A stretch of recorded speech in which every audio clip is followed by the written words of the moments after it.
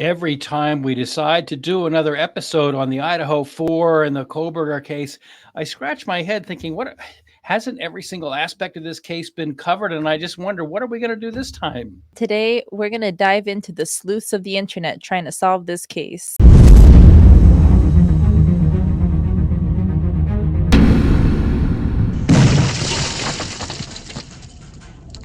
It seems to be a never-ending pile of content related to the Idaho 4 case. Did we see every video? Did we see every clip? Did you hear about this news? What are these phone calls? I'm Lainey Law. And I'm attorney Andrew Myers. Today we're going to be discussing how social media has impacted the Idaho 4 case and people's perceptions on, is this the right thing to do? A lot of people in our comments back and forth will say, there's a gag order. What are you guys talking about? A lot of people saying, thank you guys so much for the work that you do. This case has been filling up my mind. And it's just been a lot of back and forth. And you know what? As of right now, either this week or next week, I forget, we've been doing our episodes on our channel for a year now. Congratulations. Yay! Happy 1 year, guys. Happy 1 year. You do sometimes wonder, we're not full-time. You have your own gig. I have my own full-time gig. And so we're not full-time.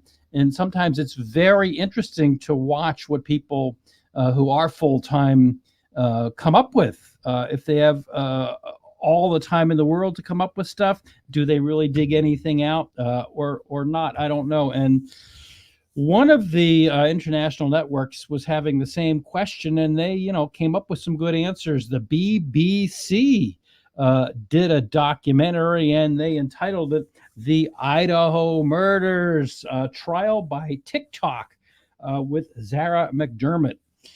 And my first thought was, well, that's interesting. Trial by TikTok. And I'm thinking,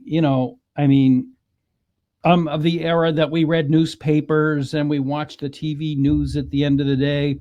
And yeah, I'm very well aware of social media, but I'll just ask you this question. Do people really depend on social media to get news? Really? I would definitely say 100%. If it weren't for social media, I probably would have never heard about the Idaho 4 case. I know that a lot of our viewers that watch this channel are, 50 plus. Shout out to our adults here, but I'm curious if you guys have, I don't know, kids, probably not grandkids, I don't know, but people that are using TikTok and I think that's part of the reason why this is blown up so much is because you go to TikTok, you have 15-second video, minute-long video. Now TikToks are getting a little bit longer, but so many people are consuming so much information in such short intervals of time where it's really easy to get a lot of this stuff wrong. And that's one of the dangers of social media is that because you're consuming so much, you're not really honing in on it. It's not like you're reading an article. So the fact that this is drawing people in is good, but also kind of bad. I don't know. I'm just trying to think. It boggles my mind that, most of the stuff that's on TikTok, my understanding is it's relatively short, isn't it? Yeah, TikTok's pushing for videos over a minute now, but really, like, what does that say? Is that they're trying to encourage people to make content that's longer than a minute? A lot of the stuff is under 30 seconds. I mean, if you get a 5-minute video on TikTok, that's a very long video. It's not like YouTube where you're sitting here watching us for 40 minutes like our wonderful subscribers do. So what do you do if you are Zara McDermott and you are sent from the BBC? I don't know if she's from London. I did a little bit of research into her, and she's a very good documentary maker. She's done a lot of documentaries, and she's had some stuff happen in her life, and she continues to keep going. And so she is sent from the UK all the way over to Moscow, Idaho. And so what do you do if you are her and you are sent to Moscow, Idaho? I bought so many t-shirts. No one needs this many t-shirts. Why have I done this? Wait, what? Huh? What? They is this news? I wonder if part of the reason, and we don't have a clip of it, but I'm curious because one of the things that we discussed is like, this is a little silly. Why is she in her room? I wonder if it's almost to kind of draw a parallel because later in the documentary, they do, like, it's her right now saying, oh, I have so many clothes. What am I going to do with all these clothes? And then for those of you interested in watching this documentary, go take a look. It actually has a podcaster, a YouTuber, and he's kind of going through his car and he's like, I got outfits for every occasion. I got outfits for this. So it's kind of funny drawing that parallel. So now people, I mean, it's just perplexing to me. So what's her next move? How addicted to the news are we all in this generation? I would be laying awake at night in bed on TikTok trying to get all the information I could. I remember I'd watched this piece of CCTV footage so many times that my boyfriend was next to me in bed and he was like, why have you watched that like 20 times? Oh, good grief. I mean, really, that's just, what would you do if we came into a lot of money and we decided to go on location and we're sent to a location and we go to the location and I bring a camera into the room and take pictures of you unloading your suitcase, or I sneak into your room at night and start videoing you when you're in bed. I hope you do with a little bit more purpose than what's implied. I mean, from my interpretation of this scene, which is a little unconventional, like it seems like an unconventional scene, but I think that it's more because this is, I feel, an experience that a lot of people can relate to, where they're laying in bed on their phone for hours scrolling and scrolling. Obviously, you're not on TikTok, so your brain is not as rotten as the rest of us. Oh, I have a rotten brain. Well, yeah. But it's interesting, I guess, to me to see too, because they kind of have this play of empathy where it's just like, oh, look, this person is just like you. They're in the room scrolling through their phone in the middle of the night because that's what everybody's doing about the Idaho 4 case. But ironically, this isn't really a video that was made for social media, which is where I think that people tend to seek out that more like personal seeming content. So, I try to keep up with stuff. I read newspapers and I read books. There've now been a bunch of books on this case, and if I go to bed with them, I fall asleep. So, I mean, I could never, if you snuck into my room while I was reading something, I'd be sound asleep because, I have a couple of books on this and a bunch of other topics. And I'm not the biggest fan of Kindle, but I do have some books on Kindle. And if I bring those to bed with me, but I don't know why, it just puts me to sleep. It's so crazy to different perspective on it too, because I've actually met several people, and I'm fortunately not in this camp, who have issues sleeping. And a big part of why they have issues sleeping is because, just like our girl Zara there, they bring their phones to the bedroom and they're scrolling. And I think I don't know if I just got lucky that I missed out on it, because it is people in my age group, but I feel bad. I have like some empathy in that regard, because, and leave a comment if you're the same way. Leave a comment if you're watching this video at 3 a.m. when you should be sleeping. But there's so many people, they go to sleep scrolling their phone, and then they wake up, scroll their phone after 4 hours, go to sleep, wake up after 2 hours, scroll their phone. It's crazy. Yeah, the few times that I don't fall asleep fairly quickly, I'll just go downstairs and flip on the TV, and the stuff that's on late night TV, that'll put you straight to sleep. Either that or read a law book. I used to every now and then, I haven't for years, but I used to pull out my contracts law book from law school and open it to a UCC page, and zonk. If anybody wants my old contracts book, I'll mail it to you. But anyhow, okay, so we got to start injecting you with TikTok brained content every time you're sleeping. Instead of putting you to sleep, we give you 15 seconds of stimulus about the Idaho 4 case. Oh my goodness. So the Idaho 4 case is being followed by just so many people. It's just mind numbing to see. When I first got into this, I said, no, just forget it. Just don't even try, because there is just so much competition, and I really need to have my head examined, because that didn't stop me. We kept, so we started working together as we record this about a year ago, and oh my gosh, I just didn't realize how much competition there was. And one of the guys that I came across pretty early was a guy by the name of JRLR Investigates, and I recognized that accent of his immediately. We're both from southeastern Pennsylvania. I've never met him, but he is from southeastern Pennsylvania. I am from southeastern Pennsylvania. We grew up in the same culture, in the same area, and he was nice enough back during the Danilo Cavalcante search. Remember, he's the guy that like Spider-Man. He spider walked up the wall of the prison and he got out, and then he was on the loose for a couple of weeks. And JLR does this thing where he investigates. He goes out and he investigates. One day he's in Pennsylvania. The next day he's in Moscow, Idaho. Then he's in Florida. Then he's in Georgia. And he just travels. I believe he lives in Florida, but he just travels around all over the place. And so I guess in that he kind of, is somebody that's out there. Once you start looking for these TikToks and YouTubes and everything, he comes to your attention. So I guess, Zara found his stuff and she decided to chase him. So here's what happens when the BBC starts to chase you. See him. I think he's making a video.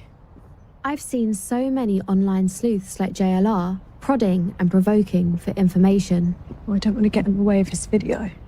Now, do you think he was expecting her, or do you think this was set up? I mean, I don't know. Like, if you have a camera and a sound, I guess you don't need a sound man anymore. But do you think this was set up, or do you think she did really just kind of? I feel like the odds of her just randomly finding him are pretty low. I feel like even though he's recording in this, I have a feeling that he knew. Yeah, let's take a look. The murders happened at the Moscow, Idaho home, 1122 King Road home, and that's... Does JLR really think his tactics are going to help solve the crime? So that's what I mean. Well, anybody that watches YouTube or TikTok or whatever, they know that that's his gig. That's what he does. He goes right there. I mean, I'm here, 3,000 miles away on the East Coast. And, my intake, and I think most people's intake is, you read the paper. Okay, I'm old fashioned. I read the paper. I watch TV. You can learn a lot from YouTube and from other sources. But he's actually there. He goes there. He's standing in front of that place. He's standing in front of 1122 King Road. And so that's one way to approach it, I guess. It's different. It's interesting because we live in a world where you consume so much media, and we're podcasters here. We see so many podcasts where people are just doing it from their own home. So it's definitely admirable to not only JLR, but just anybody who takes the initiative to get up and film on site. There's so many people out there, doing things like this that don't get the proper recognition they deserve. So I definitely give credit to any creators out there going on scene and trying to educate people and give people the stuff that they're trying to see. So let's see what he says when she catches up to him. The goal is to let criminals and bad actors be put on notice that you can't get away with it nowadays, because you're going to have YouTubers and social media on you. I throw names around that could be possibly involved or asked. Boyfriends of the victims, fraternity members, sorority girls, neighbors, community members. Now, the thing that strikes me about this is, as you know, before I went to law school and became an attorney, I was a reporter. You gotta give this guy credit, because that is difficult. There's been a crime, and I've been in the position where there's been a murder, or there's been the disappearance of a child, or there's been a fire, and people would hate you, but you've got to go knocking on doors. What did you see? What did you hear? Did you know that person? And the worst question, how do you feel? That was, it was my job. I was hated. People would slam the door in your face. They would, call you all kinds of names that you couldn't put on the air then or now. But it was my job. The assignment desk said, go and do this. It's your job. If you don't do it, you don't have a job anymore. Now, I have a question for you, because he kind of touches it a little bit, and I'm curious as what your firsthand experience is. He touches on how, like, he's exploring all these people, like person A, person B, what are your thoughts on talking about, like, say, other people in the sorority or stuff like that? Like, in the news, is that something, like, do you have any specific rules? Like, if you just interview a person, do they generally, like, if you interview a neighbor, for example, would you use that neighbor's full name, or do you just say, like, a neighbor? Well, part of being a true journalist is documenting everything. So ideally, yes, you want the name, the full name, and you want the address, and you want the age. If you read a newspaper, you'll always see that people say that, John Doe, 55 of Main Street in North Attleboro, and so they give the name and the age, because in this era, so many people have the same name. I mean, there's another attorney with identical name to mine, the same first name, the same middle initial, the same last name, practicing in Boston, and he got out of law school exactly the same year as me. So, I mean, a lot of people, you don't just have to be John Doe or Mary Moe. A lot of people have similar names. So ideally, the answer to your question is, yeah, you want full identity, name, address, age. But, a lot of times people don't want to give you that. Like, you'll see, I was just watching my friend, who is a reporter on Channel 25 in Boston, was doing a story the other day about a horrible story, which is his beat. And the person didn't want to go on camera, so they didn't put the person on camera, but they said enough, and he has the reputation enough that he wouldn't fake it. And so if you can't get the identity, you gotta do something to show that you are credible, and that the circumstances of the interview and what's being said are credible. So I babbled on way too long. I don't know if that answers your question. It does, and I, applaud you and anybody else going to those lanes. I don't want to give my name to anyone, and I don't want to ask anybody's name. So I think that to have the fortitude to be able to push through and get that stuff is crazy. So I could talk about this forever, but let's see where he goes with this. Registered sex offenders, because maybe you can gaslight these people to come out and share where they were really at, so we can cross them off the list. Sometimes, though, this is, these are people that law enforcement have ruled out. So why is the focus still on them? Well, law enforcement might say they ruled somebody out, but they don't give any details. If you're accused of something, you need to come out and just inform the public, hey, I'm not involved. This is where I was, to prove it. We're not going to. Oh, that's a tough job. That is going to be a real tough job, because if there's a crime, next door, and I'm a suspect, and they interview me and they clear me, I'm not talking about it. That's what I was thinking too. Well, it's like and the thing is, it's hard, because what he is mentioning there is something that's very like YouTube culture, where I agree with you, where it's like, if I was associated in any way, I'm closing that book. Hello, get me out of it. I don't want to think about this ever again. I don't want to be associated with this. But it's very YouTube culture to expect answers, and for people to not even to expect answers, but to present answers. My partner was watching an apology video the other day, and as I was watching it, I'm just like, who is this guy?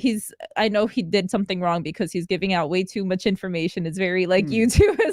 He's like trying to lay out all these points. It's just like, if you were innocent, we wouldn't need to hear it. So I think it's hard, because on YouTube, we get so used to people like giving out explanations and being so transparent and being so thorough. And it's very common online. But when you go in person, when you're offline, people don't want to share anything. And, valid, if they wanted to be in the limelight, and I think that's what people don't understand, is that people don't want to highlight themselves if they're not on social media. People who like social media think that everybody wants to have their own voice, but a lot of people would be happy never having their own voice. Yeah, well, that can cut both ways. Some people are happy to talk to you, and some people don't want anything to do with you. And it all depends on the context. I mean, when we first started doing this podcast, remember a year ago, we started out doing civil law, because I thought that's how we were going to be different. That's how we were going to distinguish ourselves from all these true crimers. We were going to talk about civil law. Nobody cared. But the reason I pointed that out is we did one series of episodes on the troubled MBTA in Boston. I knew that's where you were going. The feds were coming in and taking a look, and even when the feds were in Boston looking at the trains, they're going off the track, and people are sleeping on the job and all the rest. And that's not slander, because it's all very well documented in a lengthy Federal Transportation Department report. So one nice Saturday afternoon, when the weather was great, I went down and I stood outside the Park Street subway station, and people were only too happy to tell me. I remember one guy said, what do you think of the tea? I think it. And people were, giving us more detail, but people were coming over to me. They were happy to talk to me and tell me, well, I live out in Allington and I come all the way into Baston, and it's, it takes, it shouldn't take me this long. Sometimes I think I could run in quicker. So it all depends. It all depends on the context. I mean, in that type of a context, or we did another podcast on should they legalize weed in New Hampshire, because it's legal in Boston, but it's not legal in New Hampshire yet. They're working on it. But so, a lot of people were only too happy. So it just depends on the circumstances. A lot of people are happy to talk to you. And other people, you don't know why, they kind of sneak around you. They don't want to have anything to do with you. And it's like, okay, that's fine. Like the MBTA themselves. One of my nostalgic memories is Andrew trying to get in contact with someone to get their thoughts and opinions. And it's like an hour of Andrew like pressing one button, pressing another button. Can I talk to your immediate department? It's like voicemail. Yeah. It's like the people that want to come up and talk about it versus the people that are not cooperating at all. So we get back to our friends at the BBC, and they talk to a lot of different people. We don't have time to get into every. I will put a link down to the documentary in the description so you can take a look at it, and it's interesting. I think I emailed you during the week. This is worth an hour of your time to take a look at. So we'll put it down there. I think the whole crux of what their message was stated by another YouTuber by the name of Bullhorn Betty. Did you ever hear of Bullhorn Betty? She's out there, and she does a lot of true crime, and she was hot on the trail of this case. And her message was really, change is here, folks. She wasn't talking about me personally, but she was saying, the old-fashioned, go to the networks, go to the standard, big media. And that's where people are going to get their news. And this circles back to what we were saying before. That's over. This is a new era. Law enforcement is not ready for change, but change is coming, is what her message was. And it doesn't bode well. I mean, we all know that the newspapers are way down where they used to be big, big, big, big, big. It's hard to even find a place that sells them. The ratings of the TV stations are way down. And so Bullhorn Betty was saying that, change is here, whether you want to admit it or not. So that kind of goes to what you were saying in the beginning of this episode, where you were saying that, yeah, people are watching TikTok, whether they're in bed or they're, on the beach or whatever. So, it's a new day. It's like even people that walking down the street, it's funny because you can see people with similar AirPods to what I have in, and it's just like you can do like people on the bus, people on the train. It's like we're not holding up newspapers anymore. I think it comes from, aside from distrust, I think that especially when you think of things on the newspaper, I think a lot of people really like YouTubers in the sense, like maybe watching right now, feel this way, where you're gonna trust what your friend says about your situation. You have a friend that's really knowledgeable and they're talking about something, and it's a little bit more interesting to listen to them versus the news, which people might feel is filtered. I mean, you've mentioned before, is like they don't want to mess up their connections, they don't want to mess up their sources, so they're not going to say anything that's too, out of pocket or that slanders like the police or anything. But you have someone on YouTube who's willing to go rant and rave about something for 40 minutes, like our videos. Yeah. Getting back to JLR before we move on to the next one, who's in a totally different category. I invited JLR to come on to this episode because I wanted to get his impression. I really wanted to get his impression. What were his thoughts about this? What were his impressions of the way he was dealt with? Because, there's more to the story that we can't get into here because of time limitations. And I wanted to invite him, and I did invite him, and I know he got the invite, but we didn't hear back from him. And the way I know that he got the invite is this. Back during that Danilo Cavalcante episode, like I said before, he did a fantastic job. He went out, he was outside of Longwood Gardens in Pennsylvania, and he was traipsing up and down these little back roads, which I know some of them because I grew up in that same area. And he was tromping up and down those back roads in the cornfields and the woods. And I'm sitting here in my studio with my books, and that's kind of boring, I know. So I emailed him and I said, geez, can I use some of your footage? And will you come on our podcast and talk to us?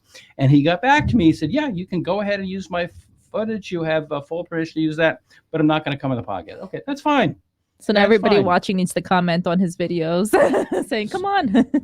So I emailed him to the same email I had emailed that request, and he didn't get back. So he's welcome. I'd love to hear from him. I really would see what he has to say about this or anything else. And so now we're going to move on to a totally different category of, I don't know how to put it, online person who actually showed up at one of the press conferences and started asking questions, and the police asked her who she was, and she made up a story. Now, here we go. Hopefully this comes up. Destiny Martin with the LCSC Pathfinder. Immediately after the press conference, the newspaper Destiny claims to be affiliated with releases a statement saying they've never heard of Destiny Martin. With the What? LCSC Pathfinder. Immediately after the press conference, the newspaper Destiny claims to be affiliated with releases a statement saying they've never heard of Destiny Martin. So she actually goes to a press conference, and she got up and she started asking a question to the police officer, and the police officer's like, just identify yourself, because oftentimes you do have to identify yourself. And she made up an organization, and they called her on it, and it's like, okay. Is that illegal? What? Is that illegal to say that you're part of an organization when you're not? It's like that middle area that we always run into. I don't know if it's illegal, but it's certainly a violation of ethics. I'll say that. That's A. B, if it's illegal, don't you think the police, although they had their hands full at that time, right after the Idaho 4 slayings, they had their hands full. Don't you think if it was illegal, They would have done something or said something? Or I guess that's true. The lying part is weird to me because we're in this age of information technology where if you like, would anybody really Leads know to if she another- made up her own news org? You know, like, can't she just like say I'm part of like this news organization and actually just have like just buy the IP, the No. internet address? Like, does it really? I guess my curiosity is like she instead of just lying, she could have just made a website, made a paper. Probably would have been less embarrassing than this. Well, I think it goes back to an issue we were talking about before, and that is credibility. Mhm.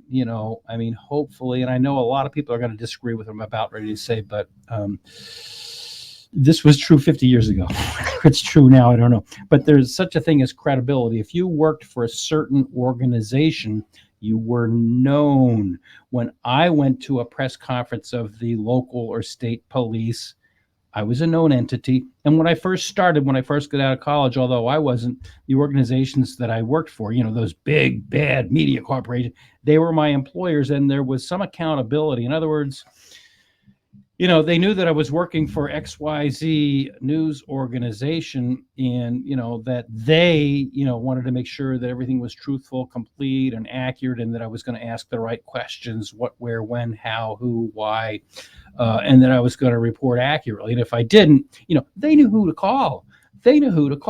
So I think that's why the police asked that question. And often when we back in those days went to press conferences, you had to sign in. Certainly in a totally different context, if you're covering a presidential candidate, and I covered them all because, working up in New Hampshire where they have the first in the nation primary, I met them all. And you have to go through not only the media screening, you have to go through Secret Service screening. I remember once they even opened up one of the cameras to look inside the camera. So that's how rigorous the scrutiny is so. Oh, I'd be screaming if someone did that to my camera.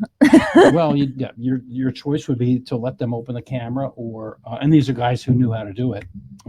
Either let them do it or don't go into the press conference. And since our jobs relied on going into the press conference, so my answer to your question is, there's some credibility to it now that there's less and less, centralization and more decentralization.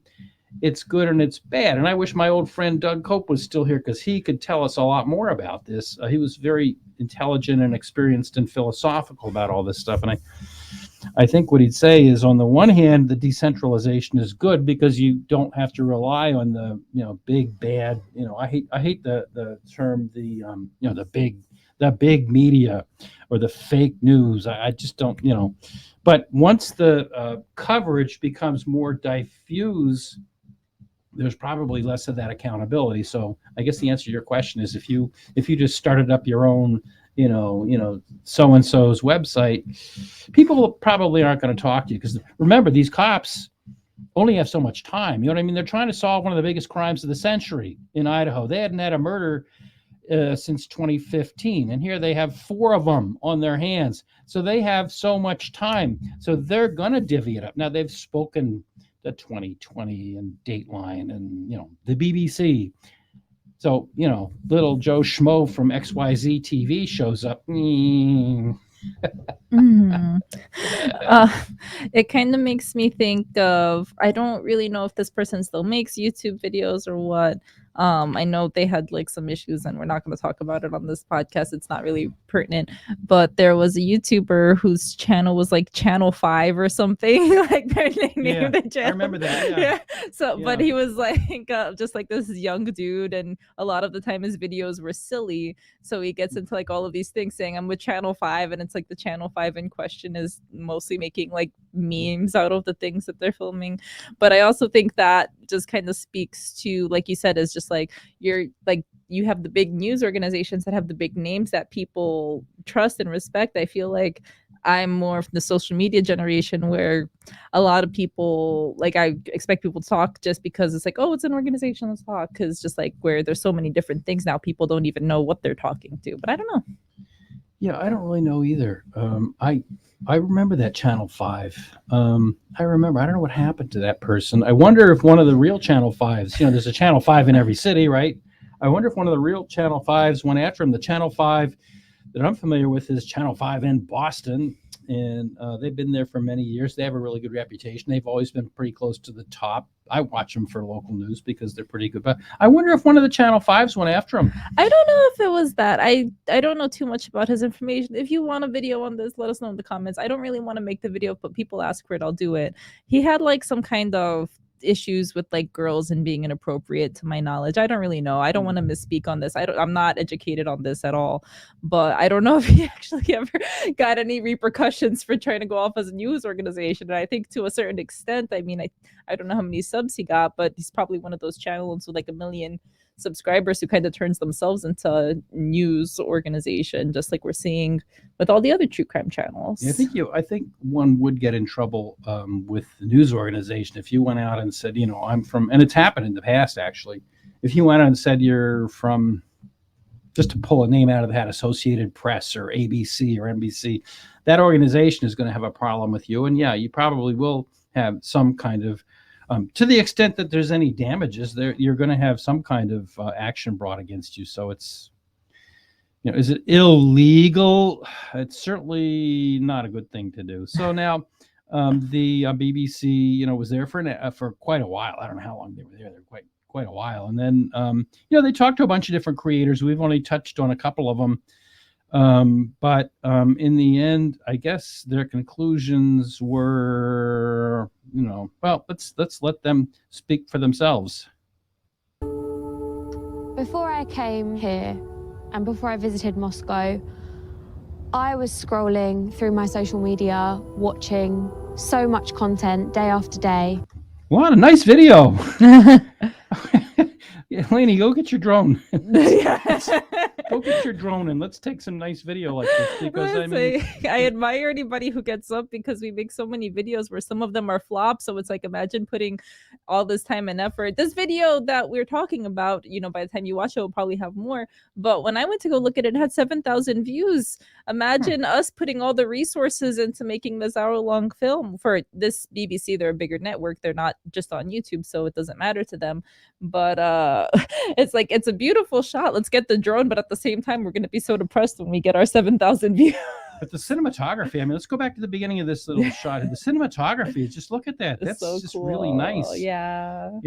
And I've never actually, of all the coverage that we've all been watching for the last well over a year, I don't think I've seen this type of photography. I know Court TV went in and did their, the case against Brian Kohberger. And I know 2020 and all the others have done their things, but they've done like close-up shots, with a drone flying over Main Street in Moscow. And I don't think maybe I just didn't watch the right ones, but I mean, no, I think this is, I agree with you that this is a beautiful scene and kind of embodies the actual neighborhood, like the society that lives in there. I don't know. Plus, why don't you do this and listen to this post-production? Listen to this. Before I came, Why don't we have music like that? Oh my goodness. We're gonna pull out the BBC budget. I visited Moscow, I was scrolling. If you listen really closely, there's birds too. But... through my social It's like media, post-production birds. So much content It's day after nighttime. day about the case. And that's hard to do. It's very hard. If you know anything about photography, it's very hard to get good video when the light is like that. During broad daylight, anybody can point and shoot. At night, with the sensitive cameras that we have now, you can do it. There are low light cameras that allow you, but in between, it's tough. It's tough. So the cinematographer, gets an A for this. And I think I've really seen the impact that content has had on the community. I'm not saying I judge the online sleuths, because I understand what it's like to feel validated on social media, but they are exploiting a situation for views, even though they may see it very differently. Isn't that interesting? She's really conflicted about this. On the one hand, she's saying, these guys are exploiting it. They're taking advantage of it. They're out there getting their clicks and their views and everything like that. But at the same time, she's saying, I'm into it. I'm sitting at home in my bed, watching all this stuff. So, it's kind of a conundrum. And it goes back, we had an interview with Pete from Murder Metal Mayhem, and one of the things that he asked us was in regards, I don't remember the exact wording, but is what we do exploitative? Are we trying to monetize off of this? And one of the things that I had mentioned, I said push, not push, but that I mentioned is when Andrew started this, he didn't even know people could make money on YouTube. No, I didn't. So, I our purpose,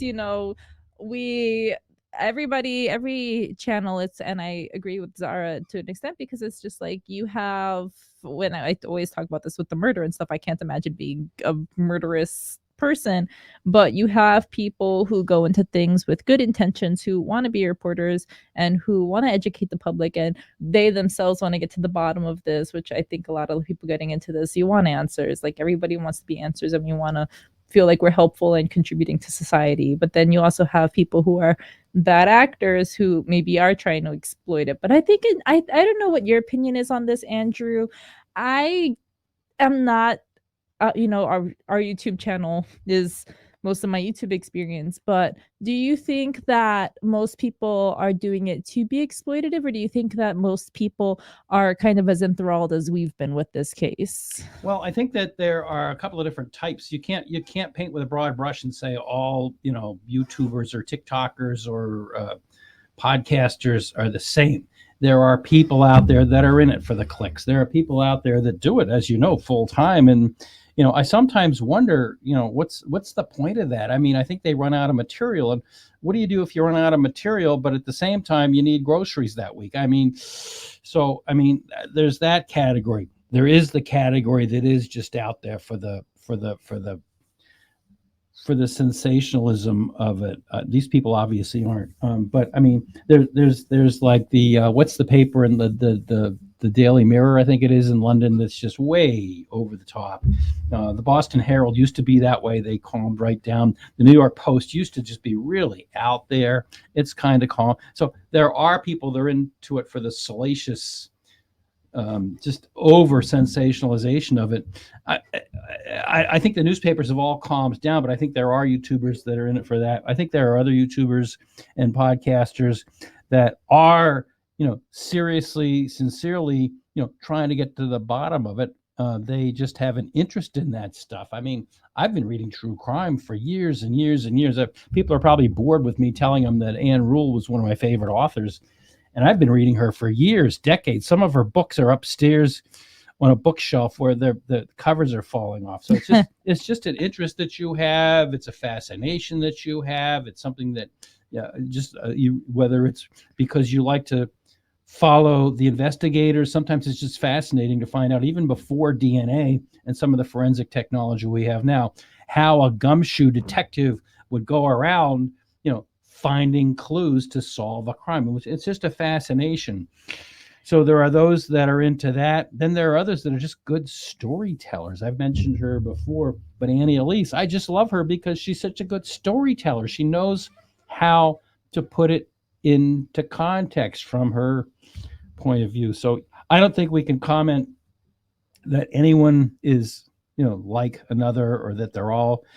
It's like anything else. There's good ones and bad ones. And that was one of the things that really made me mad when I was in the news media, and maybe drove me out of it. I don't know, because there's good ones and bad ones. There's some great reporters and there's some not so great reporters. And to be all lumped together and say, oh, you're all, I guess it's like lawyers. I mean, we have, about our reputation. But there's some of the nicest, most intelligent, most gracious people I've ever met were other attorneys, and some of the biggest that I've ever met were also attorneys. So I don't know. It's, I think this show did a good job by showing people from a variety of backgrounds. So what else? So I've lost track of what Zara had to say here. Where she's standing on a cliff. We left her on a cliffhanger. Which is another thing. You got to think about it. I mean, imagine that. She's from the UK somewhere, London or wherever. She comes over to the United States. Not just the United States, but way out in the middle of Idaho. And, she's walking around like she owns the town. And I mean, wouldn't you put yourself in her shoes? Suppose you were sent by someone over to the UK and to some little backwater, like, I don't want to say, the name of a town, but how are you going to feel? What are you going to do? How are you going to present yourself? Aren't you afraid? I don't know. I guess the way that I think about it is you have all these YouTubers coming from other states that have been okay. And I guess when I think about it, I think about your own experience in media. I can't even imagine how you would fearlessly go up knocking on people's doors, getting names in the first place. So lots of training and lots of funding, I guess. I don't know. I had a sales position where I was in a store and I had to get people in that store to express interest in solar, and I lasted about a month at that position. You were one of those people. You were one of those people. I just walk by them. Not for very long. You see them as you're walking down the mall, and you just go on the other side of the mall. Yeah. So I think, shout out. There's people that are able to make really great careers out of being able to confidently approach people and make themselves at home in any situation. We talked about this before. I let the Kirby vacuum people into my house. There's people, and the salesperson, great guy. I had no interest in a vacuum. I'm a mess. Obviously, there's a reason I'm not in sales anymore. But some people can pull it off. Some people have that chill. I don't have the chill, but there's some people who can walk into a room full of strangers and own the place. No, I don't have that skill either. Now, poor Zara, we left her on a cliff. And now I forget. I was trying to make a point here, but now I forget what the point was. I think the point was that on the one hand, she was questioning some of the podcasters, what their motives were, what their techniques were, what their strategies were. But on the other hand, she's admitting that she's a big time consumer. So that's where we left her on this cliff. At the same time, without people like me watching the content, looking online, waiting for the next video to be uploaded, then the next theory and the next suspect. Do you think anybody's just sitting there waiting for us to drop another episode? Yes. I don't The people waiting for us to drop episodes, people watching until the very end, people sitting in their house on a random Thursday night thinking, I wonder how Andrew's doing. Good cinematography, very good cinematography. Look how they're leading her. Look how she's towards the right, and there's a lot of space in front of her. They're leading her. They didn't give her very much headroom, but I think that's for dramatic effect. There wouldn't be a demand for it. You can't. Wow, look at that cinematography, and they got. I'm gonna guess that's a sunrise, but I don't know. I really don't know. It's either a sunrise or a sunset, because look at that red sky in the back. Oh my God. Yeah, I'm wondering if it's a sunrise, because we're talking about how dark it was before. A sunrise would probably make more sense in that sense, because you're not rushing before things get dark. You're rushing before you get more light to film. But look at the classic composition of the thing. Look how beautiful. They made her small. She's not the large subject of this framing. They made her small, and then you have that great big, scenic panorama of, I assume that's Moscow, Idaho. Again, I've watched a lot, and I just haven't seen this angle. We're gonna have to go to get a shot like this of us in Manchester. Yeah. Well, if you go out to the Manchester dump and look down, you can see the city. Blame them for continually posting it, as long as there's people like me watching it.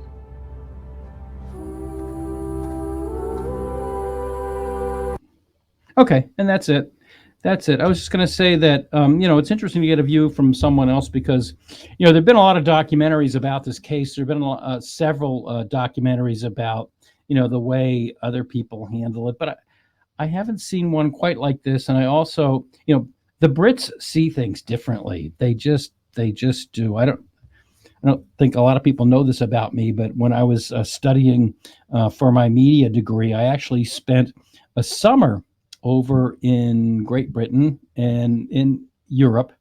And we spent most of it, 6 weeks of it, in London. And it was a media study. I was getting credits in media, and I was getting credits in fine arts. And so we went to the museums in London and in The Hague, in the Netherlands, and in Paris. But anyhow, because of my media studies, we actually went to the BBC, and we went to the ITV, independent television. And it was just really fascinating, because they just... maybe it's for another episode at another time, and it's hard to put it into words. In the older days, they really didn't cover a whole lot of trial, and things have changed a little bit over there. But just the way they see things is totally different, and they respect Americans. I found people as fascinated, even though I was the studying person, I found them fascinated with us and with our procedures. So I learned a lot going over there and going into the newsrooms and the management headquarters of both the ITV and the BBC in London. It's just, they see things very differently than we see them. And so to have them come over here and take a look at the stuff that we do, I'd love to see what they do over there for their podcasting. And then, interestingly, a couple of years out, when I was in the TV business, a young couple from London came over and tailed my crew for a day, and they went out and watched us cover stories, and that was really interesting. And then at the end of the day, we went out and had dinner and compared notes. And so they agreed with me that we see things very differently, and they cover stories very differently. And it's kind of hard to put it into words, but it's just a different mindset. It's just a totally different mindset between what they see and what we see. And so there's a glimpse, folks. That's like the dream opportunity, to be able to not even just like news organizations being able to kind of take a back seat and see what other people are doing. I mean, even things on YouTube, when we do collaborations with people, it's interesting talking about the different ways that each one of us does things and getting tips and tricks from other people. And I definitely agree with you that it's very crazy seeing things from the outsider perspective, especially different countries. I feel like us as Americans, we have a little bit of a reputation globally, but I really, like you said, there's a lot of things that we can learn from other cultures, seeing how other people do stuff, and even just on different podcasts. Get that shot. That's our next podcast shot. Well, I just wonder, this presentation was what it was, and it did a good job of what it was. I'm just wondering, one of the things I had a question about was, with all the money, I did my research. People always tell us, do your research. So I did my research, and I couldn't find a dollar amount, but they must have spent an awful lot of money on this. I mean, look at the cinematography. So they had good cameras, not the cheap ones we use. They had lights because they had to light her with that background.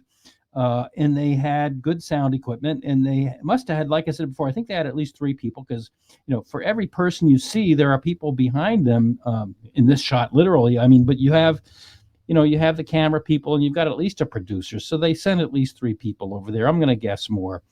So you have the transportation costs, you have the equipment costs, and in something like this, the equipment never works the way it's supposed to. I mean, we saw that when we first started doing this podcast. And when I was in that business, you go to a fire, and just when the fire is flaming out of control out of the windows, the camera breaks. And so you have to call back, send another camera.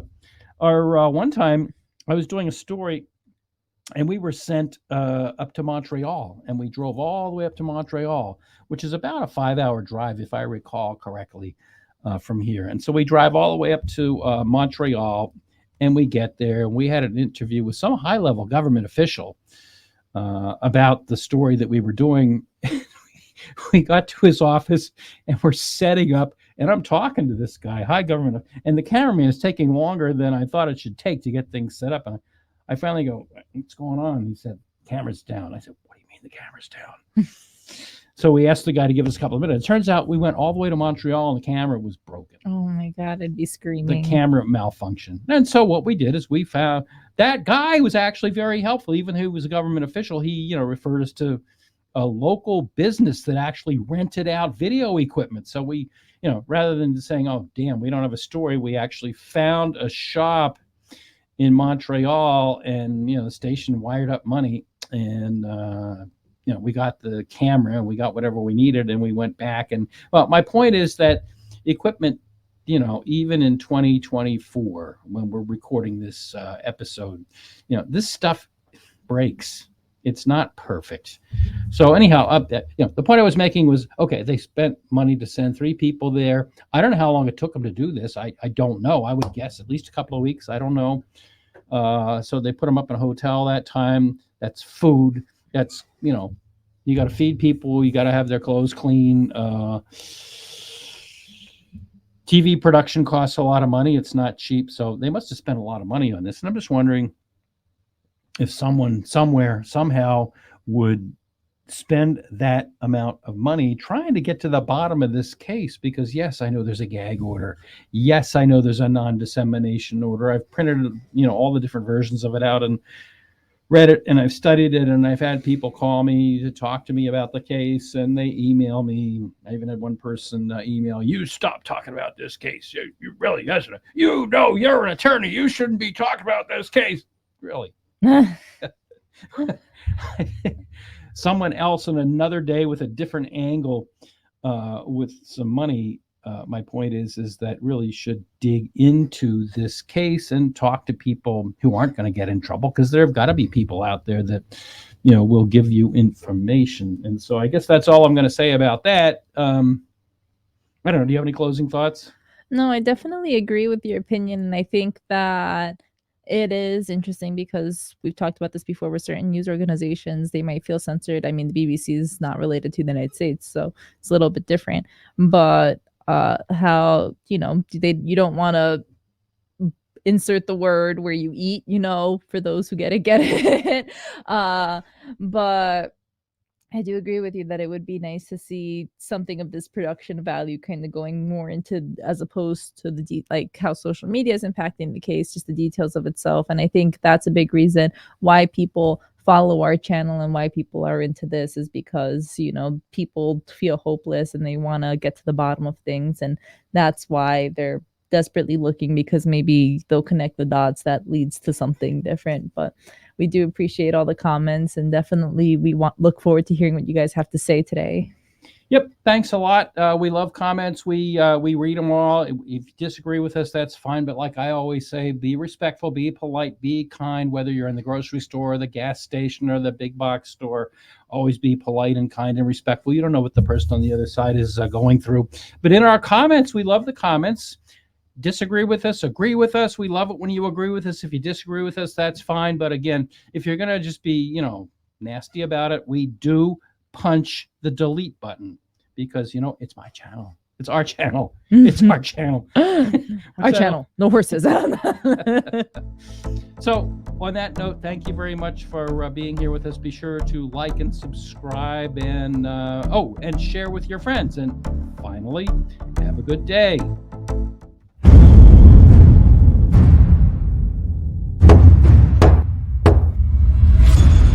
You have been watching About the Law, a production of the law offices of Andrew D. Myers in Methuen in the Merrimack Valley of Massachusetts and in Derry, just outside of Manchester, New Hampshire. Remember to click the like and subscribe buttons down below. And if you enjoyed this video, be sure to share it with your friends and others. If you'd like to talk to me about an injury case, a car accident, a slip and fall, a serious bodily injury case, or some other case, please feel free to contact me. I'd love to talk to you.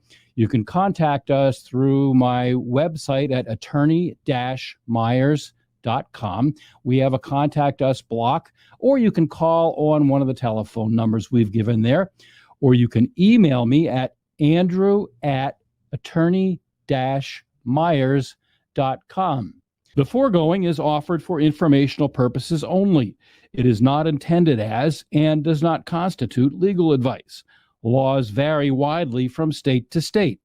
You should rely only on the advice given to you during a personal consultation by a local attorney thoroughly familiar with state laws and the area of practice in which your concern lies. This podcast must be and hereby is labeled advertisement in some jurisdictions.